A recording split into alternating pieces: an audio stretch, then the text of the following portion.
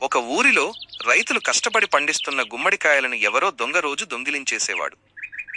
ఆ రోజులలో గుమ్మడికాయలు ఇప్పుడు దొరికినంత సులువుగా దొరికేవి కావు. అవి పండించడానికి రైతులు చాలా కష్టపడేవారు. గుమ్మడికాయ దొంగ ఊళ్ళోనే ఎవరో అయ్యుంటారని రైతుల నమ్మకం. దొంగ ఎవరో కనిపెట్టడం ఎలా?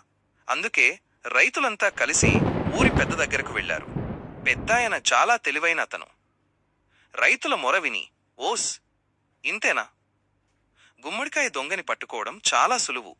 ఆ దొంగకి ఏ భుజం మీదైతే గుమ్మడికాయ మోసుకుని వెళ్లడం అలవాటో ఆ భుజం మీద గుమ్మడికాయ అంత సొట్ట ఉంటుంది అన్నాడు. ఈ మాట విన్న వెంటనే రైతులలో ఒకడు తన కుడి భుజం తడుముకుని సొట్ట ఉందో లేదో అని పరిశీలించుకున్నాడు. పెద్దాయన వెంటనే ఇది గమనించి, దొంగ ఇతనే అని అందరికీ చెప్పారు. మనం ఏదైనా నేరం చేసినప్పుడు మనకి తప్పు చేశామన్న భావం మనసులో ఉంటుంది. అందుకనే ఎవరేమన్నా మనల్నే అంటున్నారేమో అని అపోహపడతాము అని వివరించారు.